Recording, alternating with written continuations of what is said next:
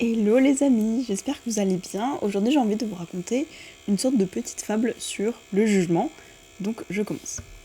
Donc c'est l'histoire d'un jeune homme qui rentre voir son père et qui lui dit papa, comment faire pour que les gens arrêtent de juger. Et son père lui dit ok écoute mon fils, viens avec moi je vais te montrer quelque chose. On va aller au marché. Donc ils sortent, ils prennent leur âne et ils vont au marché. Jusqu'ici tout va bien.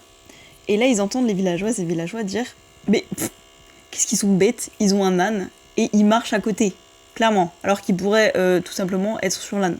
Franchement, quelle bande d'imbéciles. Vraiment. Donc il rentre et il dit à son fils, bah, tu vois, là ce qu'on nous reproche, c'est qu'on ait un âne finalement et qu'on marche à côté.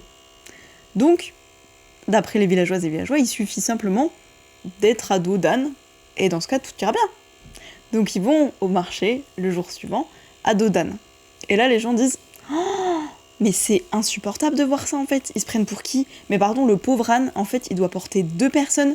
Franchement, c'est des gens, ils pensent pas aux autres, ça se voit, ils sont insensibles, ah là là, maltraitance animale, ça va pas le faire, sans cœur. Donc il rentre chez lui, il dit bon, hier ce qui allait pas, t'as bien vu, c'est que on est un âne et qu'on ne soit pas dessus, finalement qu'on marche alors qu'on pourrait être porté par l'âne. Et aujourd'hui, ce qui va pas, c'est seulement qu'on soit les deux sur l'âne.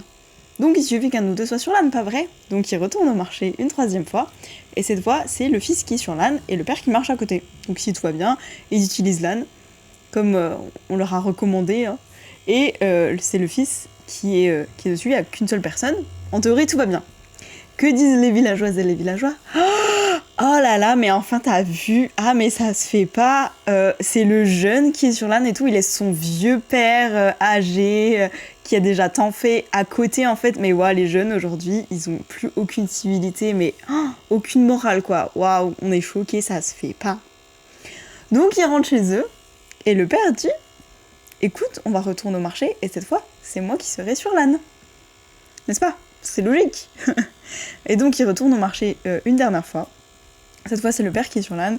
Et les gens s'offusquent encore, ils disent « Oh là là, mais le père, t'es censé prendre soin de tes enfants, tout faire pour eux. » Et franchement, il laisse son fils marcher à côté, et lui, il est tranquillement sur l'âne. Voilà, il a rien à faire, il est posé.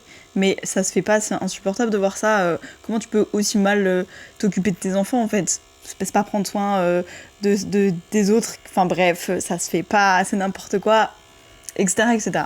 Donc, ils rentrent, les deux, avec leur âne. Et finalement, le père dit au fils, bah écoute, tu vois, peu importe ce qu'on fait, les gens jugeront. Peu importe ce que tu fais, les gens jugeront. La seule manière de faire en sorte qu'ils arrêtent de juger, c'est simplement d'arrêter de les écouter. Parce que eux, ils jugeront toujours. La vraie question, c'est est-ce que toi, tu leur accordes ou pas de l'attention? Est-ce que tu donnes de l'importance à ce qu'ils vont dire? Ou est-ce que finalement, bah, les gens jugeront, les rageux rageront?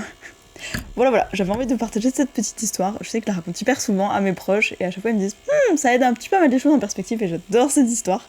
Donc je voulais vous la partager. Dites-moi ce que vous en pensez ou est-ce que vous la connaissez déjà peut-être parce que je pense qu'elle est assez connue.